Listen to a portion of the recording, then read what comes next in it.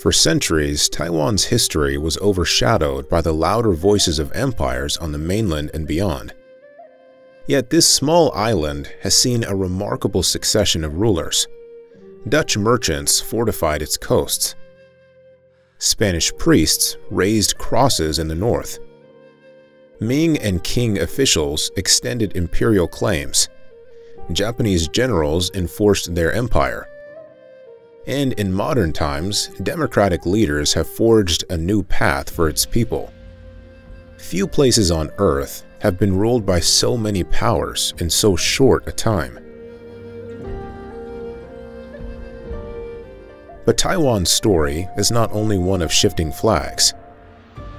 Long before colonizers arrived, the island was home to Austronesian peoples who sailed the Pacific with unmatched skill, tying Taiwan to a cultural network stretching from Madagascar to Polynesia. Why then did this island draw the gaze of outsiders again and again? The answer lies in Taiwan itself. Rich in resources, commanding in geography, and alive with cultures that both resisted and absorbed the tides of history. Archaeologists have uncovered evidence that people were living in Taiwan over 20,000 years ago.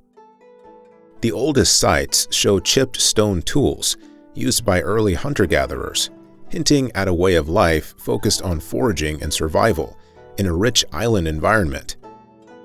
Much later, around 6,000 years ago, farming communities appeared, leaving behind more advanced stone tools and decorated pottery.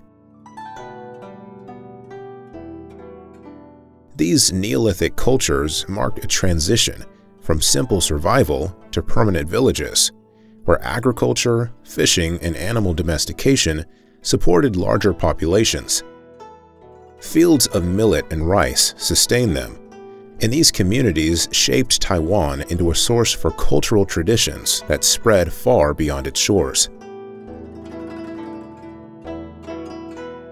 Taiwan today is recognized as a possible homeland of the Austronesian language family. From this single island, languages and cultural practices connected people across oceans. Austronesian seafarers expanded south and east, eventually reaching the Philippines, Indonesia, Polynesia, and even the distant islands of Madagascar in the west and Easter Island in the Far East. This made the Austronesian migration one of the largest and farthest-reaching human movements in history. What began as small groups of farmers and fishers in Taiwan became the roots of a network spanning nearly half the world's oceans. It is important to remember that the peoples of prehistoric Taiwan were not one uniform tribe or culture. They were diverse, made up of many communities with different languages, traditions, and practices.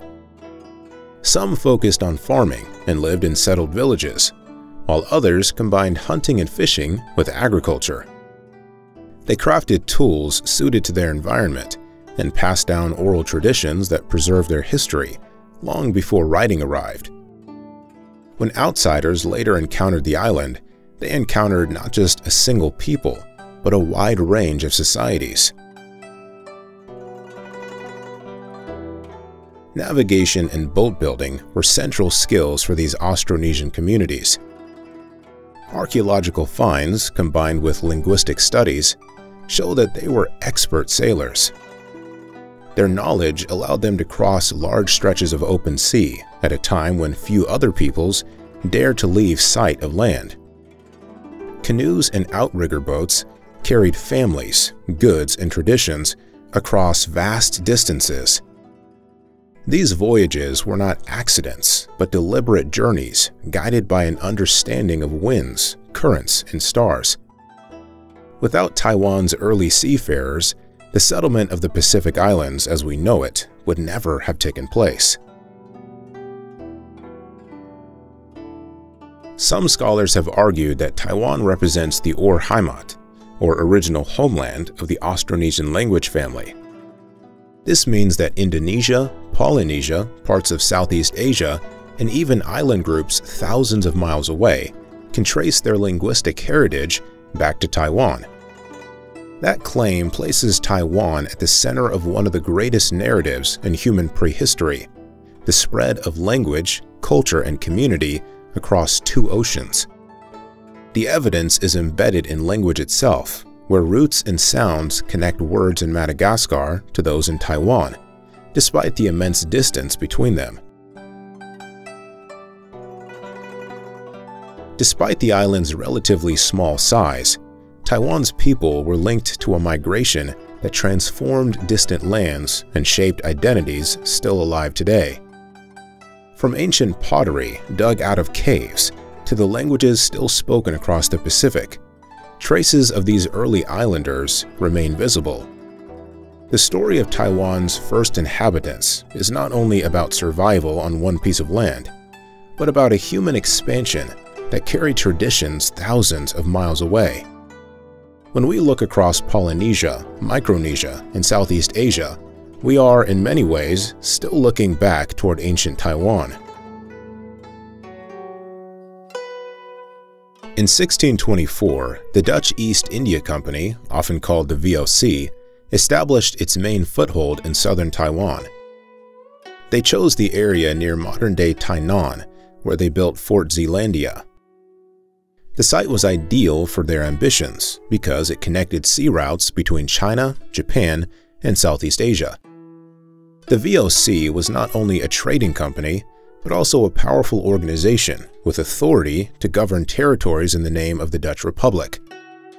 In Taiwan, their goal was clear: to create a base that could control regional trade while producing valuable agricultural goods for global markets. This marked the beginning of European colonial administration on the island. Under Dutch oversight, Taiwan began to transform into an exporter of rice and sugar. The VOC encouraged the cultivation of these crops and introduced systematic farming practices that were different from local traditions. For example, sugarcane was not new to Asia, but large-scale plantations managed for export were a Dutch innovation on the island. These changes altered patterns of land use, as native communities who had farmed for subsistence were drawn into supplying crops that the VOC could send abroad. Alongside this agricultural push came a system of taxation, which often required indigenous groups to provide goods, labor, and even military service. This effort to restructure the economy brought immediate profit to the company, but it also produced resentment at the local level. Indigenous communities resisted Dutch demands, and several uprisings broke out during this period. These conflicts were not minor disturbances, but serious threats to VOC authority. To maintain power, the Dutch relied heavily on their small military garrison and even attempted to pit native groups against one another. This strategy allowed them to reinforce rule without fielding a large standing army, but it left administration fragile. For the Dutch, control of Taiwan was never absolute. Cooperation with local leaders was often necessary, and that cooperation was not guaranteed. At the same time, Chinese migrants from Fujian province arrived in growing numbers, and the Dutch depended on them for farming and trade. Taiwan under Dutch rule became a complicated mix of European authority, Chinese settlement, and indigenous resistance. Another significant aspect of the Dutch presence was the introduction of Christianity through missionaries. While their primary motive was trade, they took efforts to spread religion by translating biblical texts into local languages. These translations created some of the earliest written records of Taiwan's indigenous cultures. In this way, missionary activity produced lasting documentation of languages that otherwise would have gone unrecorded. Although conversion rates were limited, the impact of written texts and religious schools left an enduring legacy for later historians and linguists studying the island. For the local communities, though, these efforts represented both a cultural intrusion and an opportunity to negotiate with colonial administrators. The relationship between the Dutch and Taiwan's peoples took unexpected turns. In one notable case, the VOC trained indigenous fighters for service in overseas campaigns. A group of warriors from Taiwan participated in battles in the Moluccas in present-day Indonesia. This event made them among the first Taiwanese to fight abroad in conflicts far removed from their homeland. For the VOC, this arrangement added troops to contests over the spice trade. But for Taiwan, it marked an early instance of its people being drawn into foreign wars. These decades established Taiwan as both a colonial outpost and a contested frontier.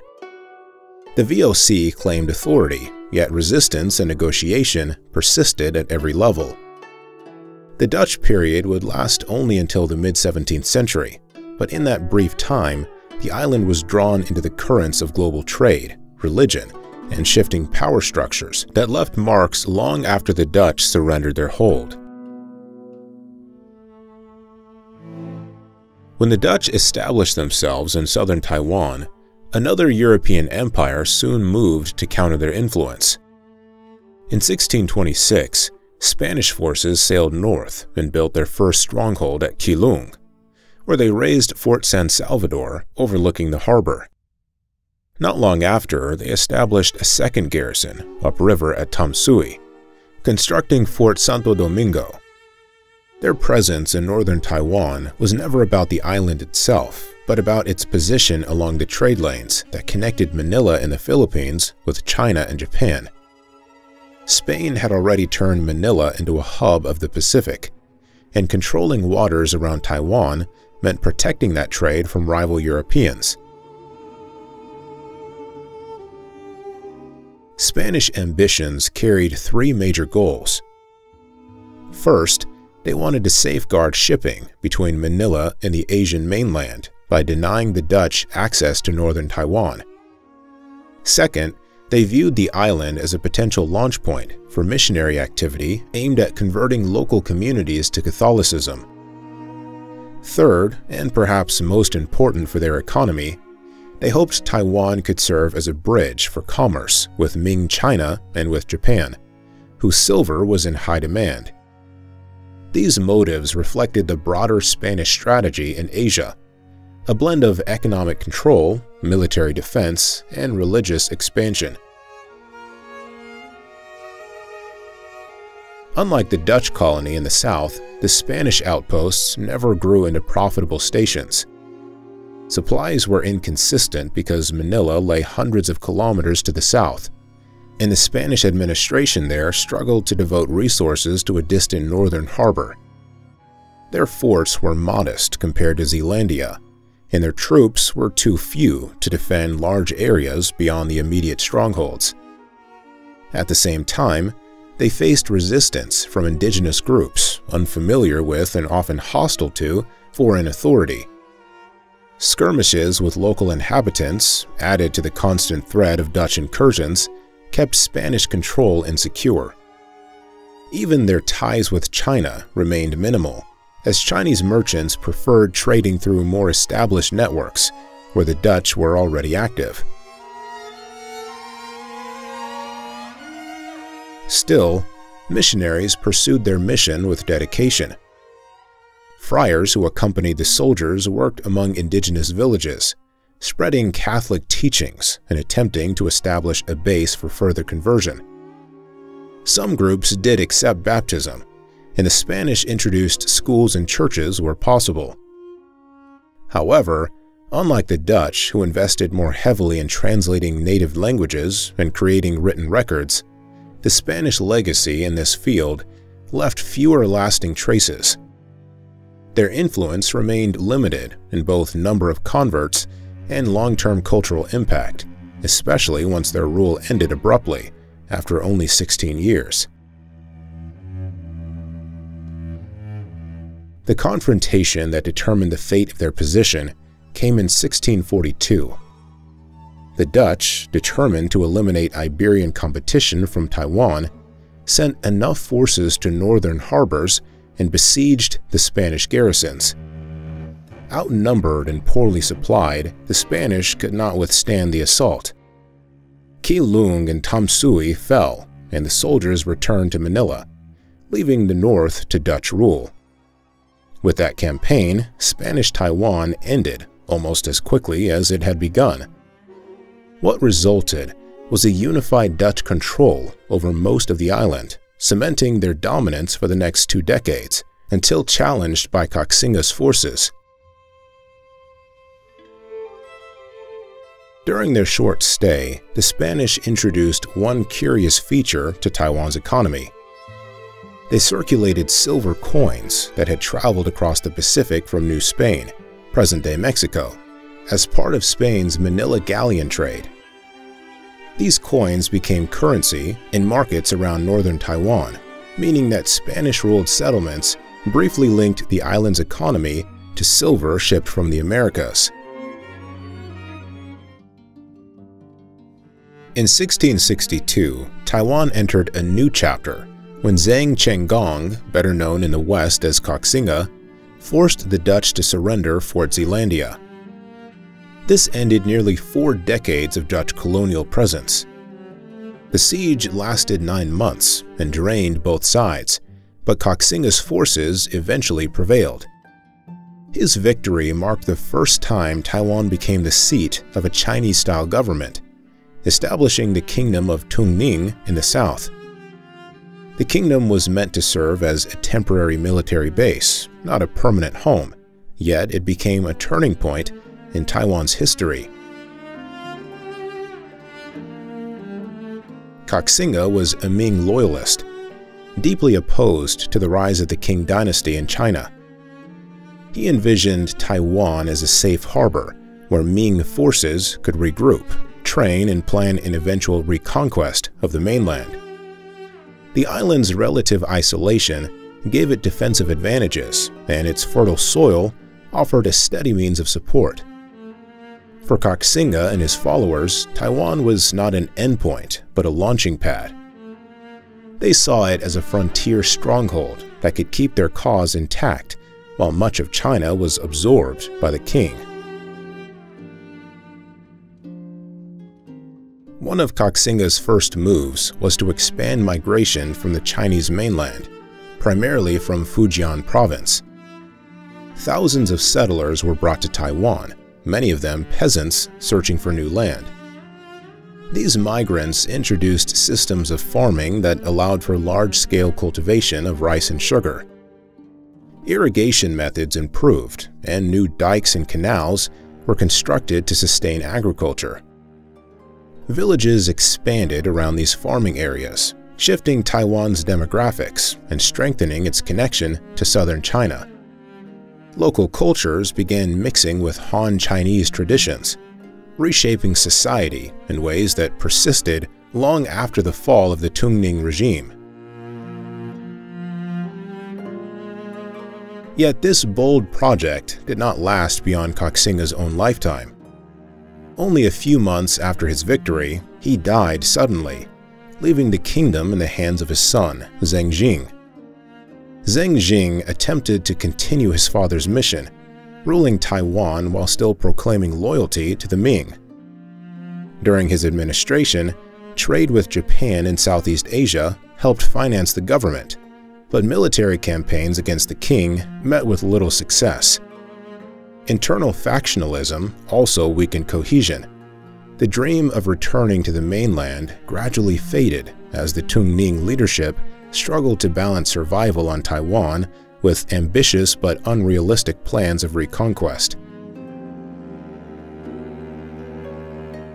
By the time the kingdom reached the rule of Koxinga's grandson, Zhang Keishuang, the situation had worsened.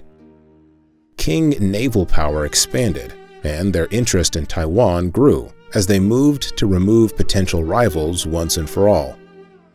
The decisive moment came in 1683 at the Battle of Penghu. fought in the nearby Pescadores Islands. The Qing fleet defeated Zheng Keishuang's forces, and shortly afterward, the Tungning Kingdom surrendered. Taiwan was then officially annexed into the Qing Empire, ending 21 years of rule under Koxinga's descendants. Koxinga himself remains a striking historical figure. His family background was unusual for the time. His father, Zhang Zilong, was a wealthy merchant and pirate operating in the South China Sea, and his mother was Japanese. This parentage made Koxinga a half-Japanese warlord at the center of Chinese resistance against the Qing. In shaping Taiwan's destiny during a brief but turbulent period, he stood as a rare figure linking China, Japan, and the island itself in a single life.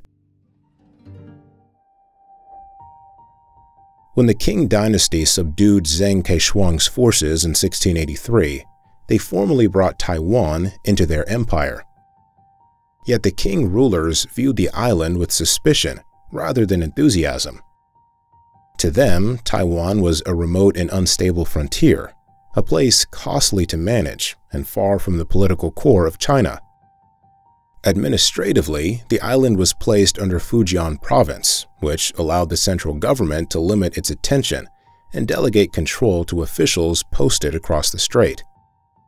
The strategy prioritized maintaining order over development, reflecting the Qing belief that Taiwan was more a liability than a prize.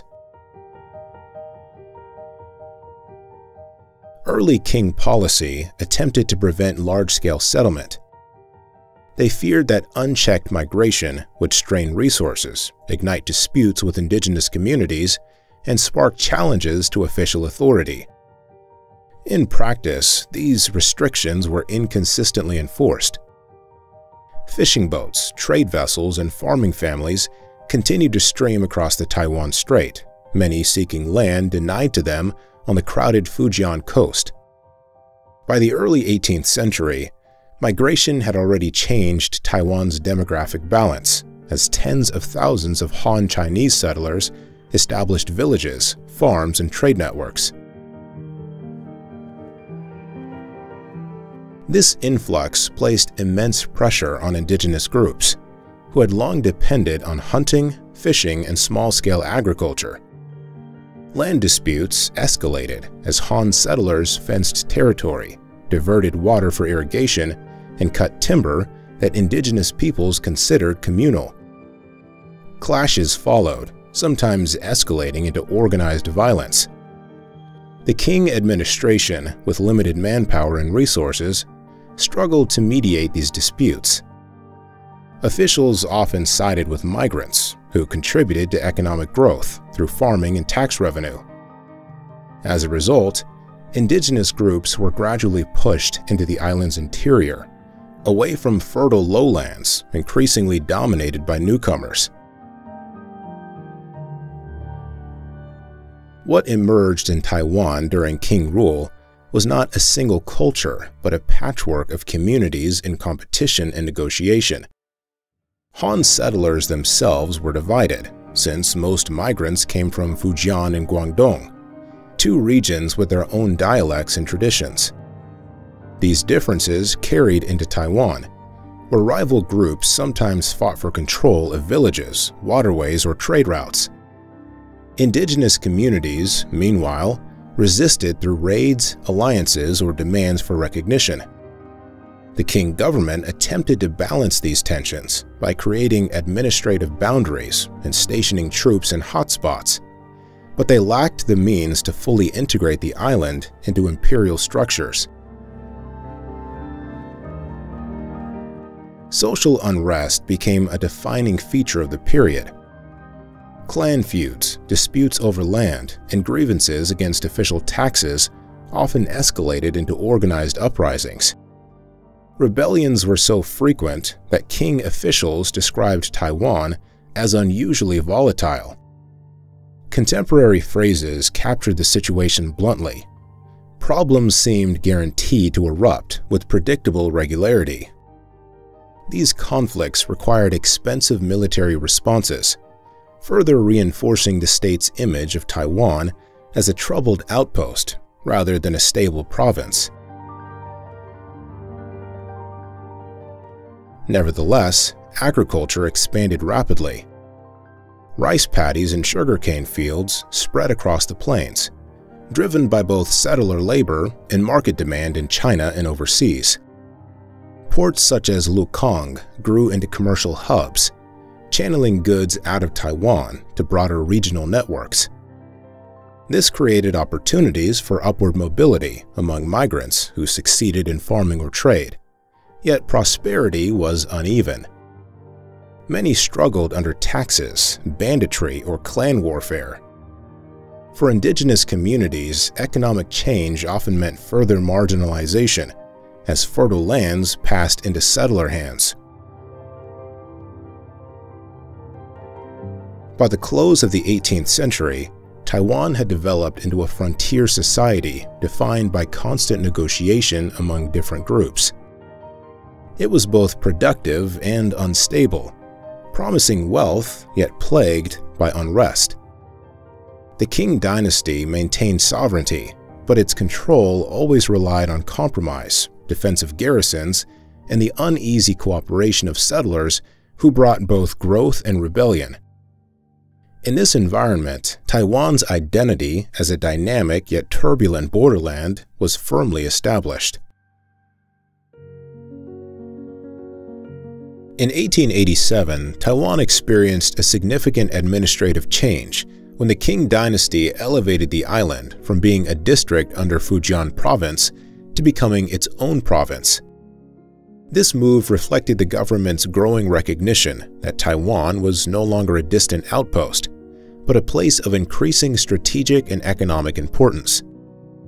For much of the previous 2 centuries, officials in Beijing had been hesitant to commit resources to the island, often viewing it as troublesome and expensive to manage.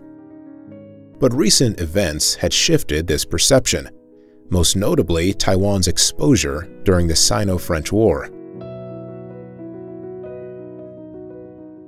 The war had shown how vulnerable the island could be in the face of foreign powers. Between 1884 and 1885, French forces occupied key positions, including Keelung in the north and the Pescadores Islands off the western coast. While their presence was limited to a relatively short time, the message to the Qing authorities was clear.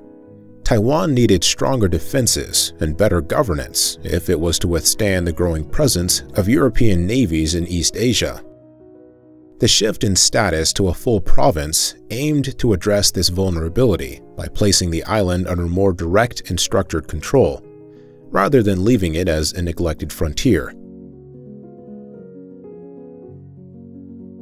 With provincial status came a push for modernization designed to both secure the island and raise its status within the empire. Telegraph lines were strung across major settlements to improve communication. A postal service began operating to connect towns and cities more effectively. Railways were planned and constructed, laying the foundation for rapid movement of troops, goods, and mail. Schools also formed a key part of this agenda, introducing new educational structures intended to serve a growing settler population and to train officials better suited to the challenges of the time. These reforms were ambitious, and for a brief period, Taiwan became one of the points in the empire where new technology and new institutions appeared first. At the center of these efforts stood Lu Mingchuan, the island's first provincial governor. His administration prioritized strengthening Taiwan against the external threats that had been so clearly revealed during the recent war. He oversaw the introduction of modern weaponry, upgrades to forts, and improvements in transport infrastructure. Lu understood that both defensive strength and economic development were required for Taiwan to serve as an effective province of the Qing realm. His initiatives gave the island an unusual position, as few other parts of the empire saw such concentrated reform in such a short span. Despite these efforts, many of the projects faced obstacles. Taiwan still lacked deep financial resources, and funding often fell short of what was needed to complete ambitious plans. Corruption within the bureaucracy also drained energy from the reform program, as money and materials were diverted away from their official goals. The distance from the political center in Beijing meant that supervision was weak, leaving much of the burden on local administrators who struggled to deliver large-scale changes with limited tools. One of Lu Mingchuan's most notable achievements, however, was the construction of Taiwan's first railway in the late 1880s. Though modest by global standards, it was among the earliest railway lines in all of China, placing Taiwan ahead of many mainland provinces in adopting modern transport. The railway connected key settlements and represented a visible step into a modern era. For Taiwan, this period as a king province was short-lived, but its legacy remained in the beginnings of infrastructure and administration that pointed toward the island's future transformations. The First Sino-Japanese War, fought between 1894 and 1895, ended with a decisive loss for the Qing Empire. The conflict revealed how severely weakened China had become in the face of a rapidly modernizing Japan. The Treaty of Shimonoseki formalized Japan's victory, forcing the king to surrender a number of territories, including Taiwan and the nearby Pescadores Islands. For Japan, this was more than a military success.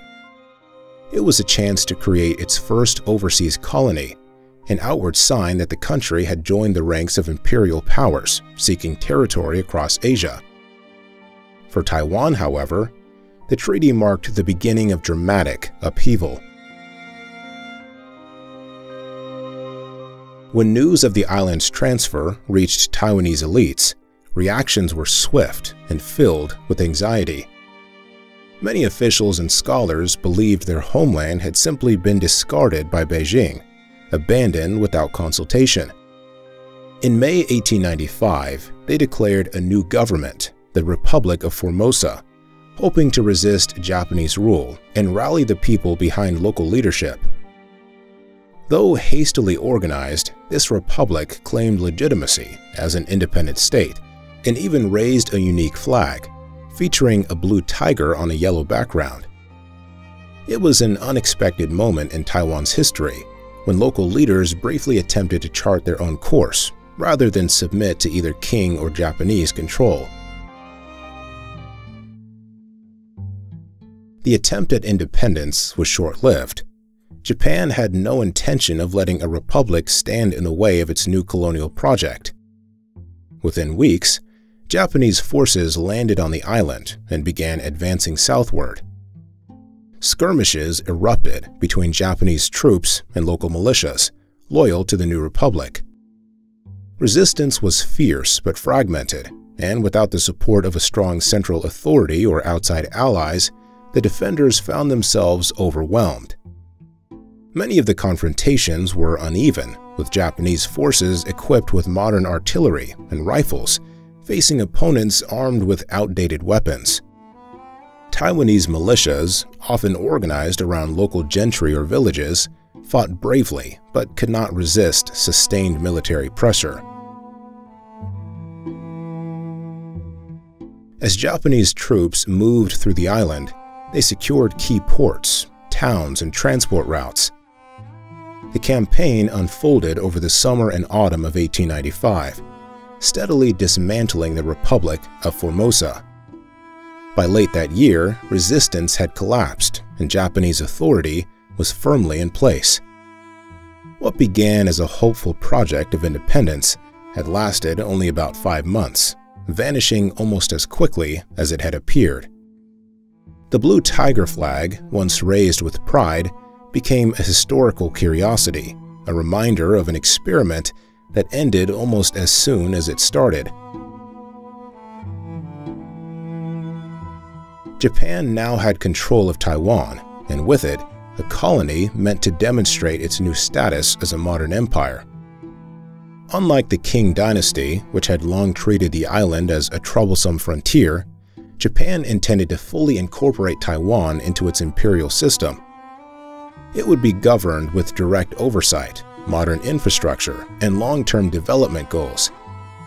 Taiwan was no longer an unstable borderland, but an anchor for Japan's ambitions in East Asia.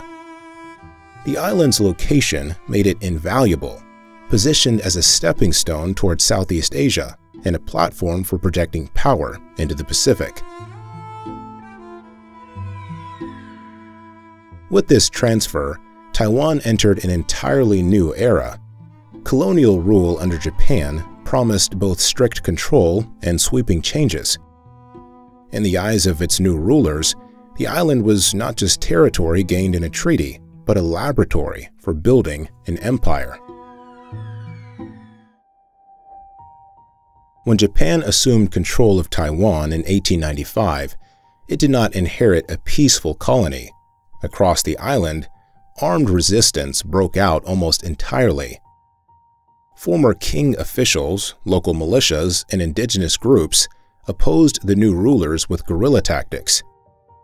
Ambushes, raids, and sudden strikes marked the early years of Japanese rule. These attacks reflected the depth of resentment felt toward what many considered a foreign occupation. The fighting stretched on for years as different groups in Taiwan sought to defend local autonomy against a colonial power determined to assert its authority. Japan's response was uncompromising. The military deployed a strategy of direct suppression, involving brutal crackdowns on villages and relentless campaigns to root out insurgent bands. Punitive measures were severe, with entire communities facing reprisals when accused of harboring rebels.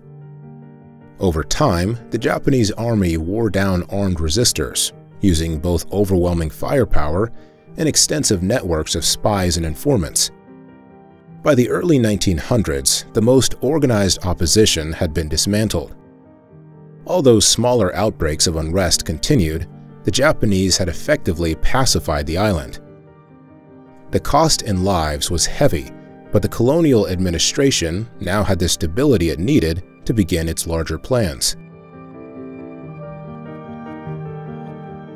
With military control established, attention turned toward reshaping Taiwan into what Japan hoped would be a model colony. Infrastructure projects became a priority. Roads linked towns that had long been isolated. Railways cut across the island, connecting ports to inland agricultural areas and making it easier to move both goods and troops.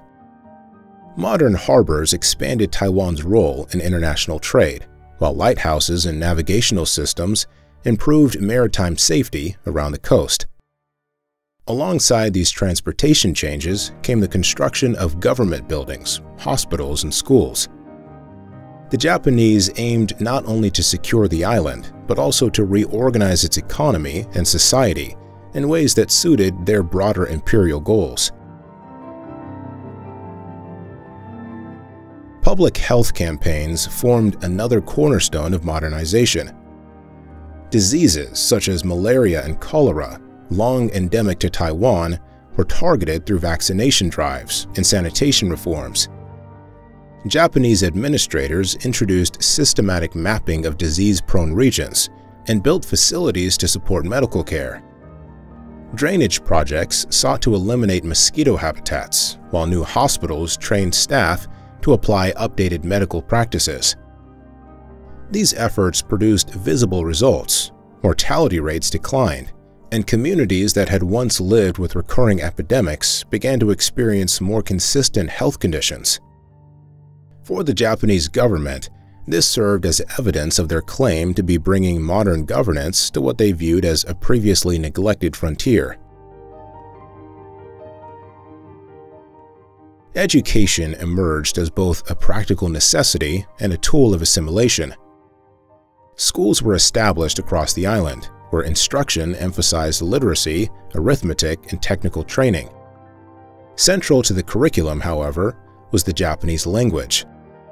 Students were taught to read, write, and speak in Japanese, while cultural lessons reinforced loyalty to Japan. This policy aimed to reshape identity among the younger generation, encouraging them to see themselves as subjects of the Japanese Empire, rather than as remnants of king rule. Traditional practices were discouraged, and official recognition of local languages diminished as schooling advanced. The results were striking. By 1905, only a decade after Japan first took control, Taiwan had one of the highest literacy rates in Asia. This contrasted sharply with much of the former Qing Empire, where educational reform was still limited and uneven. For Taiwan, the expansion of schooling represented both a benefit and a challenge. A literate population could engage more actively in the modern economy, but the framework of education tied learning directly to colonial authority. The island stood transformed, subdued on the battlefield, reorganized in its economy, increasingly healthy, and markedly better educated, all within the span of 20 years. After the early years of resistance had been crushed, Japan began to treat Taiwan as an experiment in colonial modernization. By the 1910s and 1920s, the island was no longer simply a military outpost, but a carefully organized industrial zone designed to feed and power the empire. Japanese leaders invested heavily in new projects that tied Taiwan directly into the imperial economy. Their model was straightforward: increase agricultural output, build infrastructure to support industry, and develop cities as administrative and commercial centers. In this vision, Taiwan could demonstrate how a colony might be both profitable and loyal. Central to this plan was agriculture, especially in the form of sugar and rice production. Japan expanded large plantations across the island, introducing both machinery and new strains of crops to raise yields. Taiwanese farmers often supplied the labor, while Japanese companies managed the organization and extraction of profit. Rice was refined for export back to Japan, helping stabilize domestic food supplies, while sugar became one of the most valuable exports in the empire. Entire regions of rural Taiwan were reshaped into agricultural zones, geared toward mass production for markets far beyond the island. For local communities, this meant both access to new techniques and technologies, but also subordination to a colonial economy where the best returns went overseas. Agricultural expansion relied heavily on a new network of infrastructure projects that transformed Taiwan's landscape. Dams redirected rivers to create irrigation systems capable of sustaining farmland on a much larger scale. These waters also powered hydroelectric stations, bringing electricity to factories in urban areas. New railways crossed the island, not only connecting major ports to inland farmlands, but also speeding the transport of sugar to refineries and warehouses. Roads linked villages to growing towns, while telegraph lines and later telephone networks allowed administrators to communicate more efficiently. Modern planning tied together urban and rural spaces so tightly that production, processing, and shipping could flow with little interruption. The Japanese government also encouraged migration from the home islands. Though Japanese settlers always remained a minority compared to the local population, their presence served multiple purposes. They staffed administrative positions, managed industries, and symbolized the extension of Japanese authority into everyday life. Settlers also helped establish cultural institutions, schools, and neighborhoods that reflected Japanese urban society. In contrast, Taiwanese communities often supplied manual labor and farming work, a division that reinforced social hierarchies within the colony. Despite these inequalities, The mix of populations contributed to the creation of cities that resembled Japanese urban centers.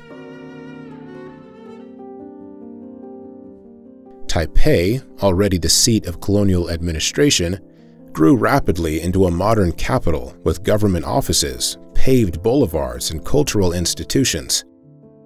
Kaohsiung, positioned on the southern coast, developed into a major port city, increasingly central to industry and trade. These urban centers became showcases of Japan's effort to demonstrate not only effective governance, but also the ability to transform Taiwan into a space recognizable to visitors from Tokyo or Osaka. The streets and skylines reflected Japan's ambitions to display colonial progress to the wider world. By the 1930s, the results were clear. Taiwan had become one of the most important agricultural suppliers for Japan. Producing such vast quantities of sugar, it met more than 40% of Japan's consumption. This scale of production made the island indispensable within the empire, reinforcing its status as both a source of profit and a badge of imperial achievement. What had begun as a conquest in 1895 had evolved, within 4 decades, into a tightly integrated colony that supplied food, energy, and raw materials to fuel Japan's industrial and urban growth far beyond Taiwan's shores. In October of 1930, one of the most significant episodes of indigenous resistance in Taiwan's history broke out in the Central Highlands. The Sidik people, led by a respected chief named Mona Rudao, launched what became known as the Wuxie Uprising. The Sidik were one of the many indigenous groups who lived in Taiwan's mountainous interior, and they had long endured the expansion of Japanese colonial authority. Resettlement programs had tried to push them into designated zones, and surveillance from police patrols reached into their villages. Tensions grew for years as their autonomy was eroded, until the uprising erupted in a sudden and violent demonstration of defiance. The revolt began with careful planning. Mona Rudao rallied hundreds of Sidik warriors from nearby villages and devised a strategy to strike a symbolic and well-attended event. On the morning of October 27th, Japanese officials, settlers, and their families had gathered for a sports meet at a local school in the Wuxie area. At this event, the Sidik fighters descended on the crowd, attacking with spears and rifles. When the assault ended, more than 130 people had been killed, most of them Japanese.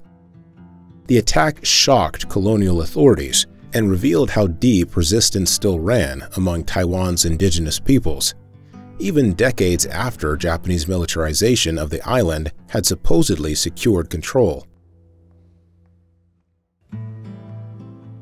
In the immediate aftermath, Japan acted with overwhelming force to make an example of the rebellion. Military units poured into the region, supported by modern weapons and air power, technologies far beyond what the Sidik could access. The soldiers deployed machine guns and artillery against the villages suspected of sheltering participants. More controversially, poison gas was released during the campaign, highlighting just how far Japan would go to suppress indigenous resistance. Entire mountain communities were bombarded, houses were destroyed, and the means of survival, fields and tools, were deliberately targeted to ensure no return to stability for those who resisted. The uprising was suppressed within weeks, though its effects stretched far longer. Thousands of Sidik were killed, while many others were forcibly displaced from their ancestral lands. Survivors were moved into controlled settlements where Japanese authorities could monitor their daily activities. In this way, the state extended its reach deeper into the highlands than ever before, using the aftermath of destruction to impose lasting control. While Japan restored stability in official terms, the scale of its response revealed the degree of fear colonial rulers felt when indigenous agencies suddenly challenged their authority.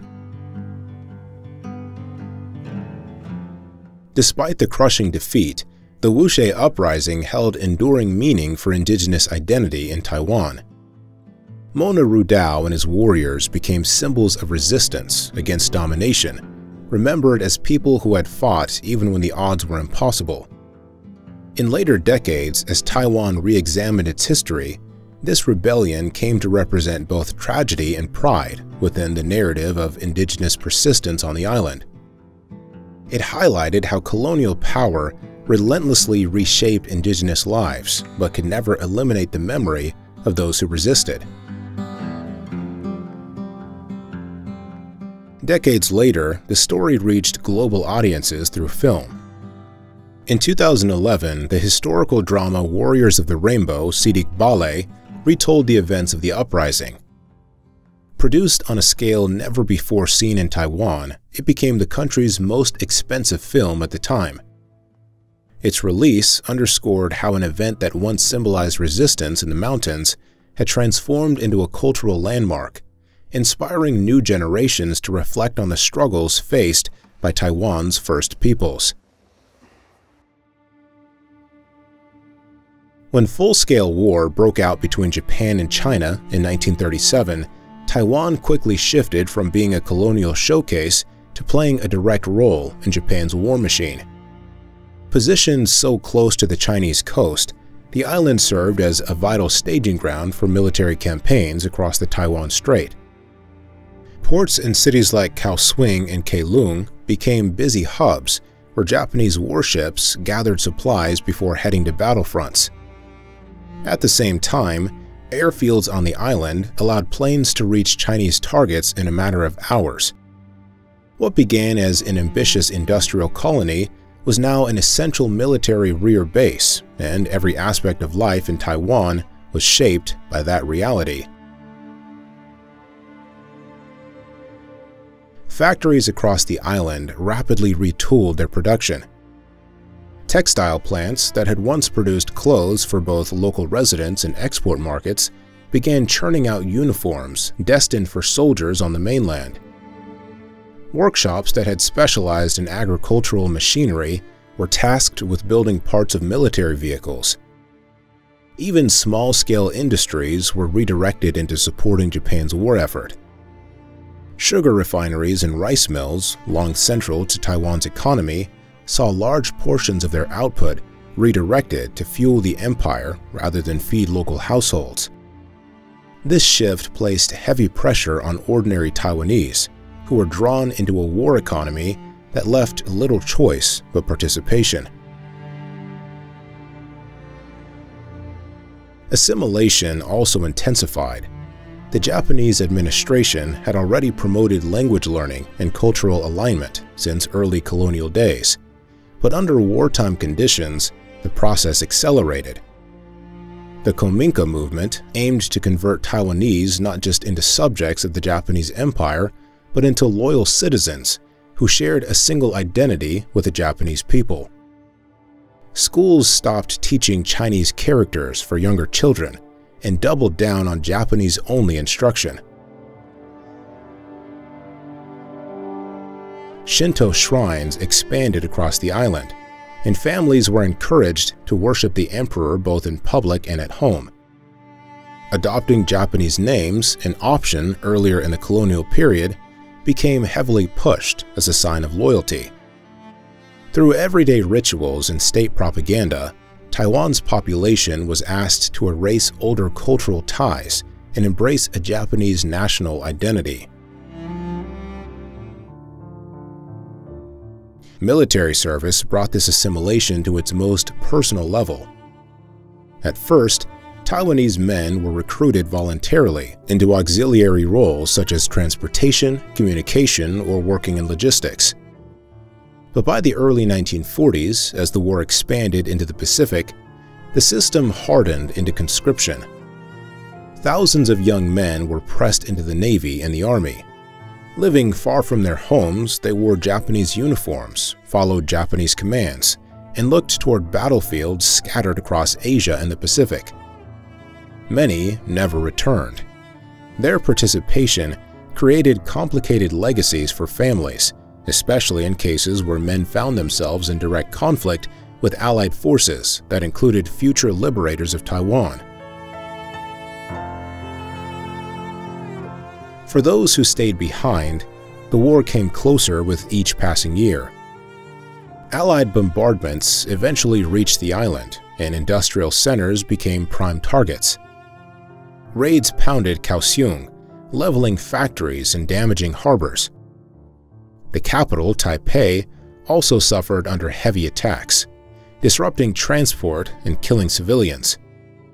These bombings showed the vulnerability of Taiwan, once seen as an untouchable stronghold of Japan's empire. Instead of safety, the island experienced destruction that echoed across its urban neighborhoods.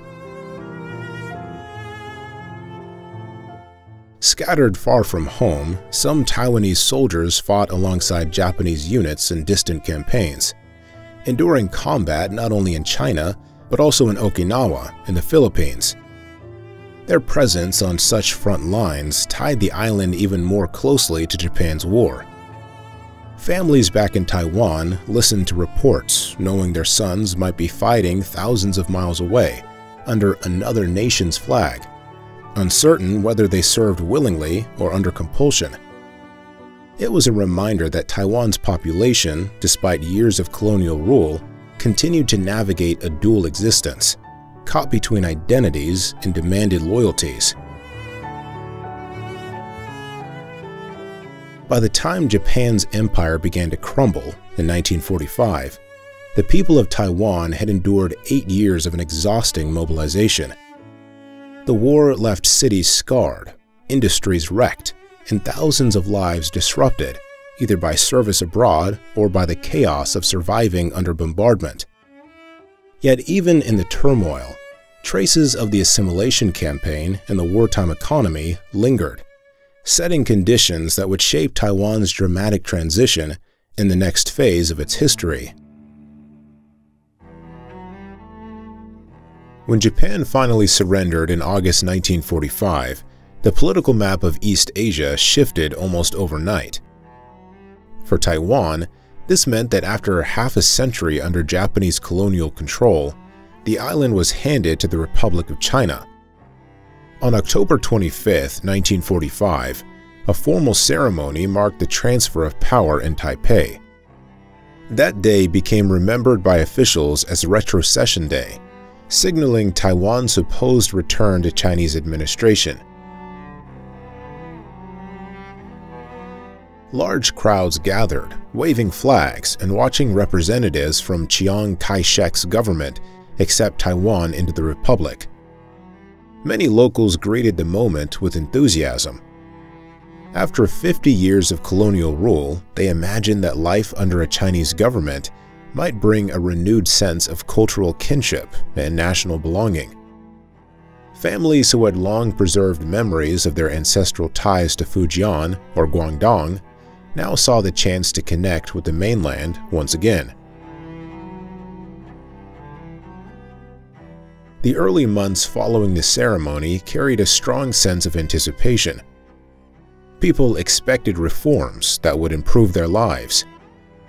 They were willing to be patient with problems that came from a sudden change in government. Schools began shifting from Japanese language instruction to Mandarin, while symbols of Japanese authority were dismantled. Public spaces now displayed portraits of Sun Yat-sen alongside China's national colors. Streets that once bore Japanese names were renamed to honor Chinese heroes and officials. At the same time, daily life remained deeply marked by Japan's legacy. Road networks, railways, and industrial plants were all products of colonial development. These assets quickly became crucial for the new authorities, who expected Taiwan to serve as both an agricultural base and an industrial hub. But optimism soon eroded. The new administration, brought over largely from mainland China, was unprepared to govern an island so different in its social and economic organization. Years of war with Japan had already strained resources across China, and those shortages worsened once mainland officials began directing Taiwanese exports across the strait to support rebuilding efforts. Officials often prioritized resource extraction and profits over local welfare. Accusations of corruption began to spread, fueled by visible signs of exploitation. Government representatives were often more interested in enriching themselves than in providing for the needs of the population. Reports of officials seizing property, manipulating markets, and siphoning off supplies created growing resentment. These problems were compounded by economic dislocation. For decades, Taiwan's industries had been integrated into the Japanese Empire. Its agricultural sector sent sugar and rice to Japan, while factories supplied Japanese markets with raw materials and finished goods. With that network gone almost overnight, Taiwanese businesses struggled to find new buyers. Meanwhile, hyperinflation began to spread as mainland currency became standard, disrupting a financial system that had previously relied on Japanese yen. Ordinary people discovered that their savings suddenly carried far less value. Jobs became insecure, trade connections collapsed, and once stable markets faltered. Combined with corruption among officials, this economic instability struck a heavy blow against the hope that retrocession had promised. Socially, tension grew between groups as well. Locals who had lived under Japanese colonialism often spoke Japanese fluently, worked with Japanese-style industries, and maintained unique cultural habits shaped by 5 decades of rule. The incoming wave of mainland officials regarded these traits with suspicion, sometimes labeling Taiwanese as tainted by foreign influence. At the same time, many Taiwanese viewed the newcomers as outsiders who neither understood their island nor respected its people. Everyday conflicts, whether in schools, markets, or government offices, deepened resentment. What had begun as celebration quickly turned into a sense of alienation, with both sides questioning each other's loyalties and abilities. One symbolic moment highlighted both the hope and the contradictions of this new era. At the retrocession ceremony itself, many locals waved flags of the Republic of China that had been secretly sewn and hidden during the Japanese period. These banners had been stored for years, waiting for the day Japan's empire would fall.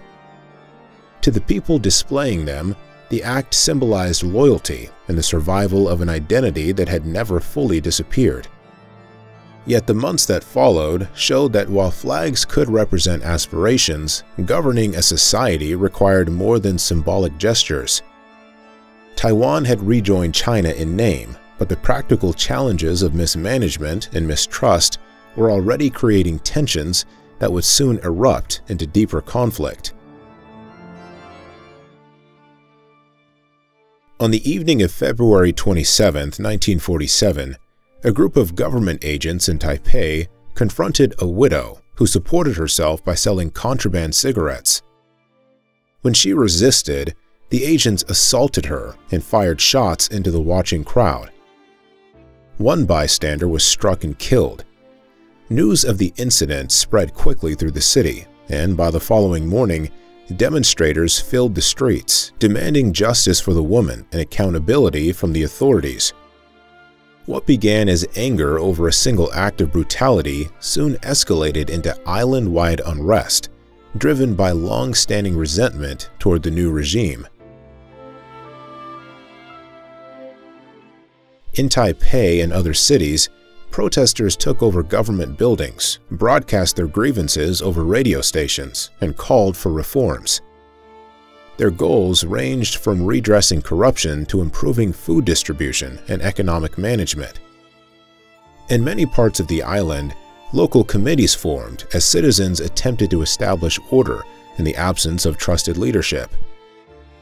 For a brief moment, it appeared that the movement had created a dialogue between the population and the Kuomintang administration. Some ROC officials even promised to consider reforms. But this fragile opening closed quickly once military reinforcements arrived from the mainland. By early March, troops landed in Keelung and Kaohsiung with orders to crush the protests completely.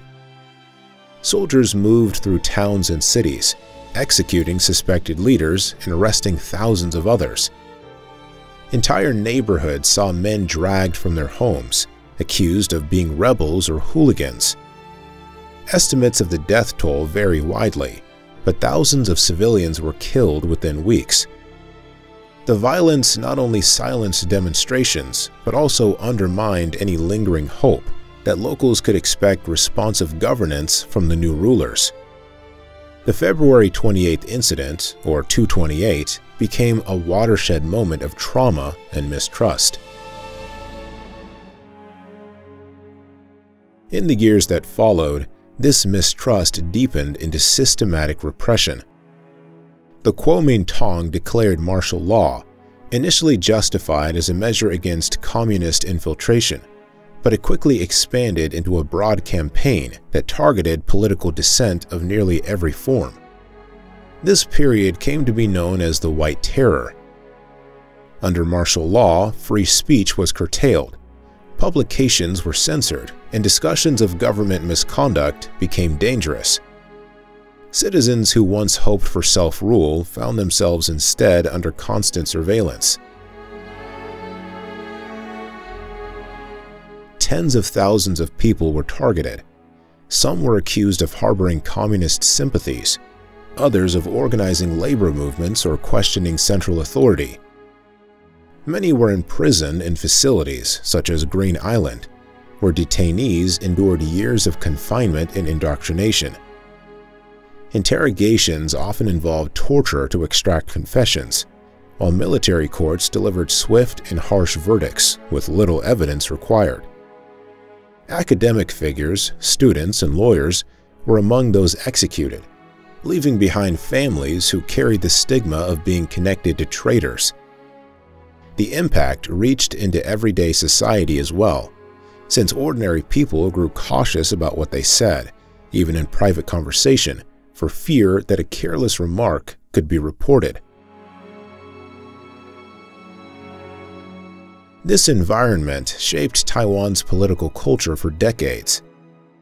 Families who lost relatives avoided discussing the events, while public memory was suppressed under the weight of censorship. The shadow of 228 and the White Terror created deep divides between native Taiwanese and the ruling party that had arrived from the mainland. Martial law, first announced in the late 1940s, remained in place until 1987. At the time of its lifting, Taiwan held the record for the longest continuous martial law period anywhere in the world. Far more than a legal restriction, it represented an entire era of silence, fear, and unspoken grief that continued to weigh on society long after the soldiers had put down their guns. By 1949, the tide of the Chinese Civil War was clear. The communist forces under Mao Zedong steadily advanced across the mainland, pushing the nationalist armies under Chiang Kai-shek into retreat. After months of defeats, the Kuomintang leadership made the decision to evacuate to Taiwan, carrying with them not just soldiers but entire families, government officials, and civilians who feared what communist rule would mean. In total, roughly 1.2 million people crossed the strait to the island, a massive population shift that transformed Taiwan almost overnight. Ships and planes carried military personnel, bureaucrats, teachers, and artisans, while the nationalist government rushed to transport everything it could salvage from the mainland. This movement marked a permanent break, though at the time Chiang saw it as a temporary setback, before regaining control of China. Once in Taiwan, the Republic of China announced that Taipei would serve as the temporary capital. The official statement was clear. The nationalist government still represented all of China and had not abandoned its claim to rule the mainland. Maps, speeches, and official documents continued to show the entire Chinese territory under ROC authority, with Taiwan portrayed as one part of a much larger country. Government institutions were quickly re-established on the island, from ministries to courts, and Chiang's administration began rebuilding state power while insisting that victory would only come after regaining the mainland. This claim defied Taiwan's political identity for decades, shaping foreign policy and social life. The sudden arrival of more than 1 million newcomers profoundly changed the island's demographics. Native Taiwanese, who had lived for generations under Qing rule and then half a century of Japanese colonial administration, now encountered a large influx of people who spoke different dialects, practiced different customs, and often carried themselves as if they were the rightful rulers of the land. The tension was immediate. The new arrivals took many of the top government and military positions, while locals were often shut out of power. Housing shortages, competition for resources, and cultural clashes worsened mistrust. For families that had only recently experienced the upheavals of wartime Taiwan and the 228 incident, this integration created fresh sources of resentment. At the same time, the island itself became a heavily fortified stronghold. The nationalist leadership viewed Taiwan less as a refuge and more as a military base from which they could one day launch a counteroffensive against the communists. Fortifications rose along the coasts, military drills became routine, and the society shifted under a command structure that blended civil and military functions. Roads and airfields were prioritized for defense, and schools were infused with patriotic education that stressed eventual return to the mainland. Taiwan became not just a safe haven, but also a staging ground, a place where exiled believers could prepare for what they believed was an inevitable reconquest. The wider international context soon added another layer of importance. As the Cold War took shape, the United States recognized Taiwan's strategic role. The island stood directly across from the mainland, under communist control, making it a frontline outpost in Washington's efforts to contain the spread of socialism in Asia. In the early 1950s, U.S. naval forces patrolled the Taiwan Strait, ensuring that the island would not fall to an invasion. Military and economic support tied Taiwan's fate to American strategy, allowing the nationalist government to remain in power despite its precarious position. Among the many things carried from China during this retreat were priceless cultural treasures. In a carefully organized effort, the Kuomintang transported thousands of artifacts from Beijing's Forbidden City, including paintings, calligraphy, bronzes, and jade pieces representing centuries of Chinese civilization. These treasures were stored and protected in Taiwan, later forming the foundation of the National Palace Museum in Taipei. Today, they serve as lasting reminders not only of China's imperial past, but also of the chaotic flight that brought them across the strait in 1949. When the Korean War erupted in 1950, Taiwan's position changed almost immediately. Before the conflict, there was debate within Washington about whether to keep supporting Chiang Kai-shek's government, which had lost control of the mainland only a year earlier. But once U.S. forces found themselves fighting Chinese troops in Korea, Taiwan's location suddenly seemed far more strategic. The 7th Fleet was dispatched into the Taiwan Strait, effectively blocking any invasion attempt by the People's Republic of China. What had been an isolated stronghold for the Kuomintang was now placed under American protection, and Chiang's government found that its survival depended on this new Cold War alignment. The alliance was formalized in 1954 with the signing of the Sino-American Mutual Defense Treaty. The agreement promised that in the event of an armed attack against Taiwan, the United States would come to its defense. For the first time, Chiang's government had firm assurances that its hold on the island would not be wiped out by a communist offensive. American advisors began working closely with Taiwan's armed forces. Shipments of modern weapons arrived, air defense systems were upgraded, and joint military exercises reinforced the island's status as a frontline base in Asia. The transformation was rapid, turning Taiwan into one of the best armed territories in the region. This protective umbrella was put to the test during the Taiwan Strait crises of the 1950s.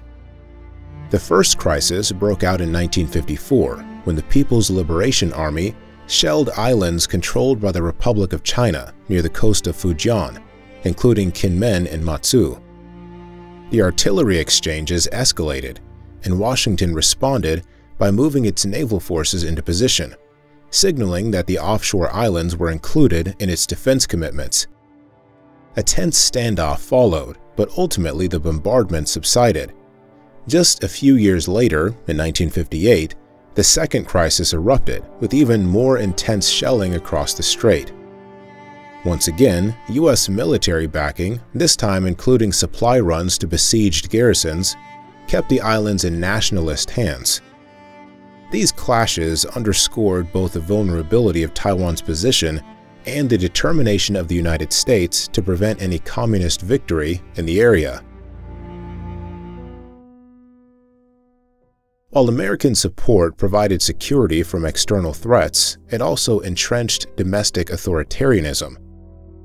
Chiang Kai-shek and the Kuomintang used martial law to suppress dissent, insisting that discipline was necessary to fight communism. Political opposition, whether from native Taiwanese or from liberal-minded mainlanders, remained tightly restricted. Arrests, press censorship, and intelligence monitoring shaped public life. At the same time, Chiang promoted Taiwan as Free China, a contrast to the Red China across the strait. With U.S. backing, this image resonated internationally, even though the reality at home was one of single-party control. Economic assistance accompanied the military support. Washington supplied not only weapons but also capital and expertise. American advisors helped restructure Taiwan's economy, encouraging land reform that broke up large estates and distributed plots to tenant farmers. This program raised agricultural productivity and stabilized rural society. Aid funds also financed infrastructure, such as power plants, irrigation projects, and improved transportation networks. These measures created the base for economic growth that would later be known as the Taiwan Miracle. For ordinary people, housing improved, food supplies steadied, and education expanded, even within the constraints of a tightly controlled political system. By the end of the 1950s, Taiwan had become an indispensable player in the Cold War structure of East Asia.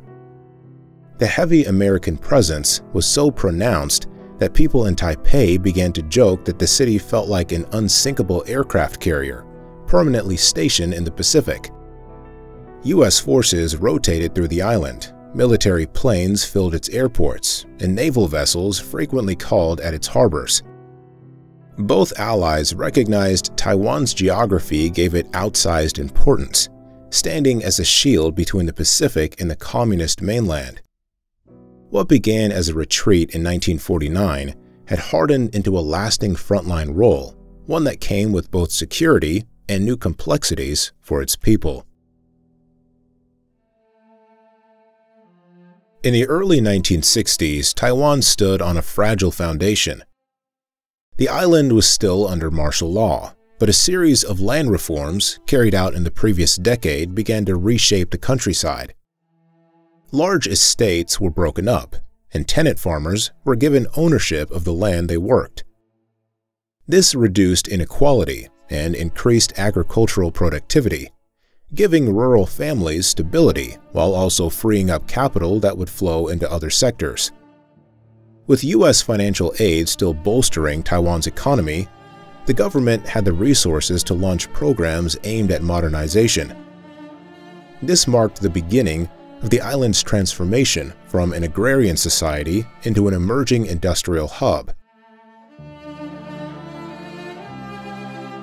The government adopted policies that encouraged investment in light industries. Textile factories multiplied, producing goods that were not just for domestic use, but specifically built for export. Plastics became another area of expansion, with Taiwanese manufacturers finding international markets hungry for affordable goods. The government promoted an export-oriented approach, recognizing that Taiwan's small domestic market was too limited to sustain rapid industrial growth. As foreign demand increased, so did wages and job opportunities. The combination of reform in the countryside and new industries in urban centers set off a pattern of migration, with young workers leaving farms and moving into factory jobs in the cities. During the 1970s, the economic base expanded further. Electronics began to take center stage, moving the island beyond basic consumer products. Small assembly plants started by local entrepreneurs gradually became integrated into global supply chains. Radios, televisions, and simple electronic components became common outputs, attracting foreign investment and linking Taiwan to fast-growing markets in the United States, Japan, and Western Europe. With each decade, industries on the island built higher value into their production, shifting from labor-intensive work into areas that required more technical skill. This shift gave Taiwan an early advantage when global demand for electronics accelerated. The results were visible across everyday society. Rising incomes allowed families to purchase household goods, invest in children's education, and improve their living conditions. Literacy rates climbed, not only due to education reforms, but also because families now had more resources to support schooling. Urbanization intensified as populations concentrated in growing cities like Taipei, Taichung, and Kaohsiung.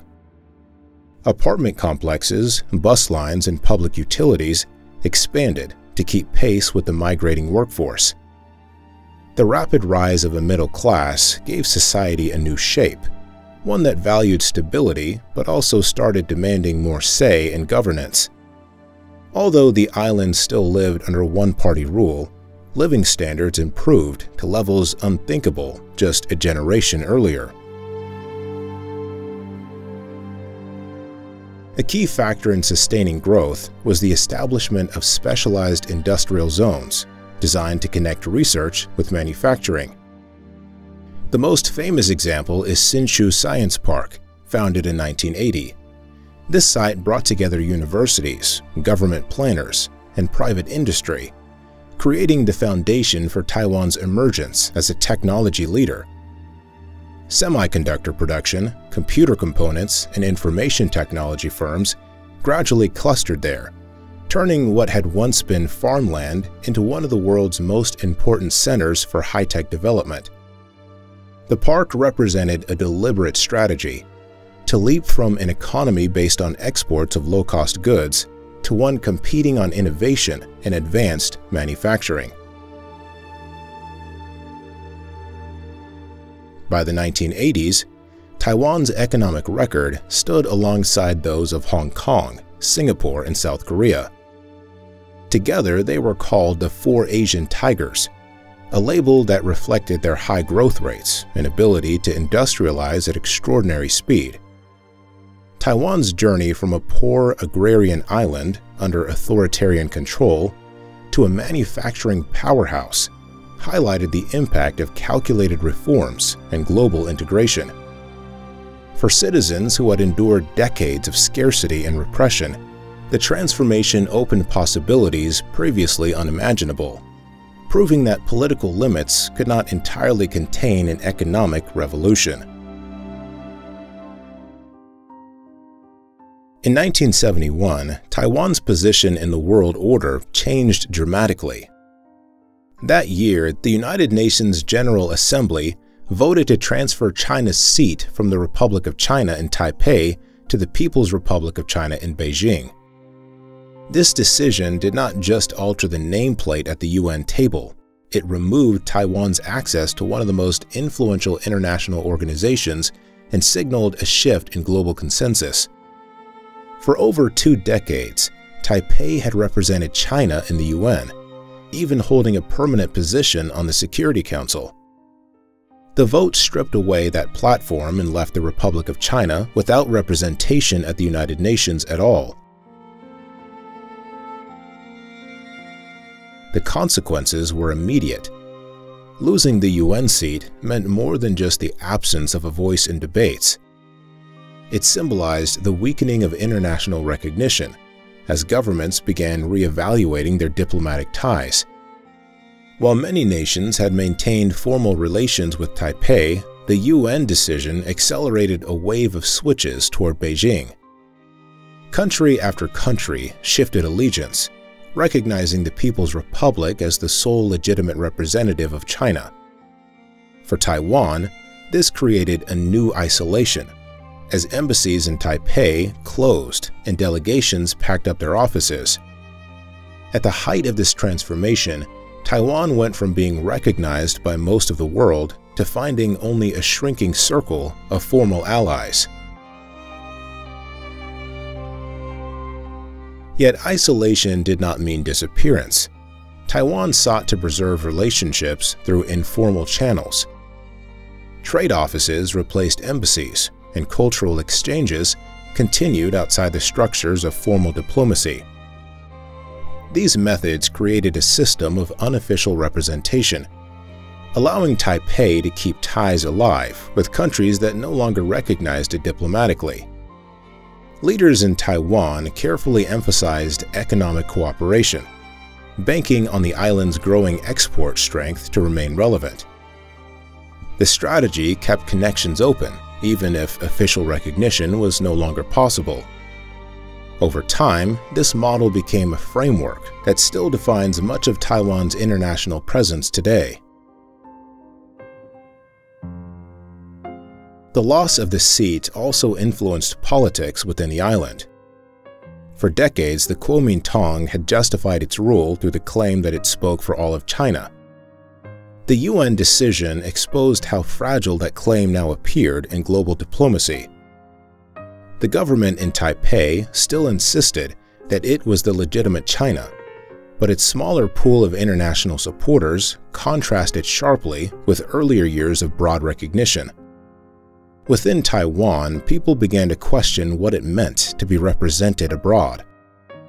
The debate shifted toward issues of local identity and survival outside the framework of competing claims over the Chinese mainland. These discussions did not dominate public life immediately, since martial law was still in effect, but the questions planted seeds that would grow in later decades. At the same time, Taiwan invested strongly in soft power strategies. International sporting and cultural participation became tools for visibility. But even here, compromises were needed. Taiwan's athletes were allowed to compete in events like the Olympics, but under the deliberately ambiguous name Chinese Taipei. This label, born out of diplomatic negotiations, remains in use today. For many Taiwanese, it became a reminder of the limits imposed by international politics. Their island continued to function with a booming economy, vibrant culture, and growing society. Yet on the global stage, it could only appear under a name that avoided calling attention to its contested status. In 1987, Taiwan crossed an invisible line that had shaped every aspect of its society for nearly 40 years. Martial law, first declared during the late 1940s as part of the island's White Terror period, was finally lifted on orders from President Chiang Ching-kuo. For most Taiwanese, that announcement marked the end of a system that had restricted not just politics but also culture, identity, and daily conversation. From the late 1940s until that moment, anyone questioning authority risked imprisonment. The lifting of martial law ended a climate of constant surveillance and opened the door to an unfamiliar political landscape, one where opposition could be openly expressed. Almost immediately, groups that had operated in the shadows began to appear in public life. Reformers who had long been silenced suddenly found space to organize, publish, and speak. Among them was the Democratic Progressive Party, or DPP, which had technically formed in 1986, before the ban on opposition parties was removed. Its very existence had been illegal under martial law, but by the time the restrictions ended, it stood as the first organized alternative to Kuomintang power. For the ruling party, once unwilling to share authority, this signaled the beginning of competitive politics. For ordinary people, it represented a chance to see different views represented on the national stage for the first time. The changes went far beyond political parties. Restrictions on assembly, speech, and the press were loosened almost overnight. Student activists began to organize demonstrations without fear that the military would shut them down.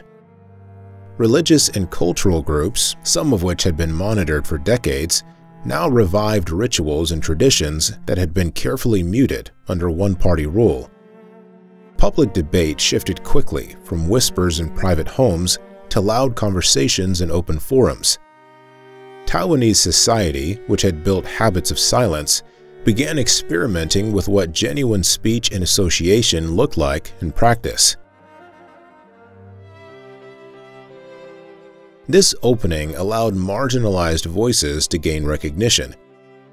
Indigenous communities who had lived under Japanese colonial assimilation and later Kuomintang suppression organized movements to defend land rights, cultural practices, and political representation. Labor organizations, long stifled under an economic system designed for stability above all else, began agitating for better wages and workplace conditions. Youth organizations voiced frustrations at authoritarian structures that had denied their generation a say in its own future. These movements reshaped the island by pushing boundaries that had been untouched for decades. The process was not seamless.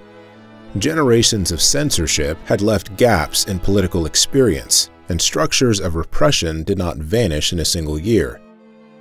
The Kuomintang still controlled the legislature, military, and bureaucracy, and many older figures hesitated to loosen their authority any further. But the era of unchallenged dominance was closing. The lifting of martial law forced a renegotiation of power between the ruling elite and a society eager for more participation. Step by step, elections expanded, opposition voices grew louder, and democracy began to take institutional form. One of the most visible signs of freedom was a dramatic surge in publishing. With censorship gone, new newspapers and magazines appeared so quickly that Taiwan soon ranked among the highest in the world in number of papers per capita. Stalls lined with colorful magazines became common in city streets, each reflecting new political opinions, cultural debates, or social critiques. For a society long told to keep silent, the act of seeing words in print was itself a symbol of transition. The end of martial law had not just reshaped rules, but also released decades of restrained creativity, setting Taiwan on a path toward becoming one of the rare democracies in East Asia at the time. In 1996, Taiwan reached a milestone that would have seemed impossible only a generation earlier. After decades of one-party domination and nearly 4 decades of martial law, the island held its first-ever direct presidential election. Until then, presidents had been chosen by the National Assembly, a body dominated by the Kuomintang, where outcomes were essentially decided before any votes were cast. By allowing every citizen to cast a ballot, the government made a clear statement that Taiwan was no longer only ruled from above, but was ready to place authority directly in the hands of its people. The incumbent president at the time, Lee Teng-hui, stood at the center of this change. Often referred to as the father of Taiwan's democracy, Lee had overseen gradual reforms that opened space for opposition politics and greater freedoms. In the election of 1996, he won with strong support across the island, becoming the first president chosen by the popular vote in Taiwanese history. His victory demonstrated not only personal popularity, but also the willingness of the public to embrace the democratic process. For the first time, leadership in Taiwan was determined by the collective choice of the population, rather than the will of party elites. Beyond individual politics, the election itself symbolized a decisive break from authoritarianism. Under martial law, opposition had been silenced, and censorship and surveillance were daily realities. The experience of openly debating candidates, rallying in support of political parties, and casting ballots transformed the political atmosphere. The vote was not just about choosing one leader. It was about announcing to the world that Taiwan had moved into a new era, where government drew legitimacy from democracy rather than force. This symbolic weight gave the election a meaning that extended far beyond ordinary politics. Across the strait, however, Beijing saw the democratic vote as a direct challenge to its claim over Taiwan. The People's Republic of China opposed any sign of Taiwanese autonomy, and a direct election of a president looked precisely like such a step. In response, China launched missile tests and military exercises in waters near the island. These acts were attempts to intimidate Taiwanese voters by reminding them of their vulnerable position under the threat of force. The confrontation became known as the Third Taiwan Strait Crisis, and for several tense weeks, international attention focused on the possibility of conflict. The United States responded by sending aircraft carriers and naval forces into the region, signaling that it would not allow intimidation to derail Taiwan's election. This show of military presence reassured voters and demonstrated Washington's commitment to the security of the island. The election, therefore, became not only a domestic event, but also a moment in which global powers played a visible role. The crisis underscored the way Taiwan's political changes were felt far beyond its borders, influencing regional stability and Cold War-era alliances that were still shaping Asia in the 1990s. Despite the saber-rattling and attempts to discourage participation, voter turnout reached almost 76%, a figure that underlined public determination to take part in the new democratic process. Citizens from across Taiwan stood in long lines to cast ballots, aware that this was a historic chance to shape their government directly. The high turnout reflected a society eager to claim a political identity long denied during years of repression. By the time the results were announced, it was clear that Taiwan had not only completed its first direct presidential election, but also confirmed democracy as the central principle of its political life. At the start of the 21st century, Taiwan stood out on the global stage, not only as a political democracy, but as an economy centered on advanced technology. One company, the Taiwan Semiconductor Manufacturing Company, or TSMC, became particularly important. Specializing in semiconductor production, it grew into a supplier for nearly every major electronics brand in the world. The chips produced in its factories power smartphones, vehicles, computers, and even the infrastructure behind artificial intelligence. As technology became more complex, fewer companies could match Taiwan's expertise, leaving global industries dependent on the island's production capacity.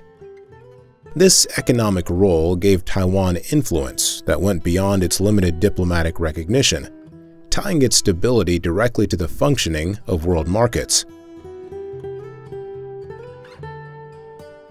While technology shaped Taiwan's external image, changes in identity transformed its internal politics. Older generations had grown up during the martial law era, when the government in Taipei insisted that it represented all of China. In contrast, surveys of younger people increasingly showed that they saw themselves distinctly as Taiwanese rather than Chinese. This identity shift influenced language use, cultural revival, and political debate.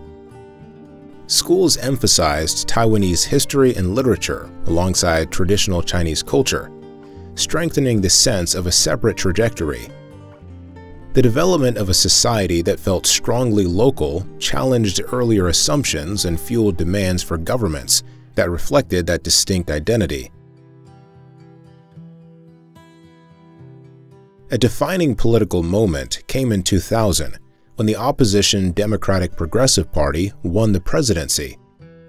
For the first time since the Republic of China relocated to Taiwan in 1949, the Kuomintang lost control of the executive branch. The result was a peaceful transfer of power, an event that confirmed democracy had taken root in Taiwan. The DPP emphasized ideas of Taiwanese distinctiveness, contributing to further debates about cross-strait relations and the direction of national identity. Since then, Taiwan has seen power alternate between competing parties, cementing democratic practices as the foundation of political life. Cross-strait relations, however, remain a constant source of tension. The People's Republic of China has repeatedly stated that Taiwan is part of its territory, while successive governments in Taipei have rejected unification under Beijing's terms. Military exercises conducted near the Taiwan Strait, economic pressures, and diplomatic isolation campaigns highlight the persistence of this dispute. At the same time, Taiwan maintains its own government, armed forces, and independent policies. In practice, it functions as a separate state, though the lack of broad diplomatic recognition still leaves its international status ambiguous. This tension between practical independence and formal recognition defines much of Taiwan's modern position in the world. Even within limited recognition, Taiwan has continued expanding its role through progressive policies and achievements in areas beyond industry. Today, Taiwan's combination of technological importance, evolving cultural identity, and unresolved geopolitical status places it at the center of global attention.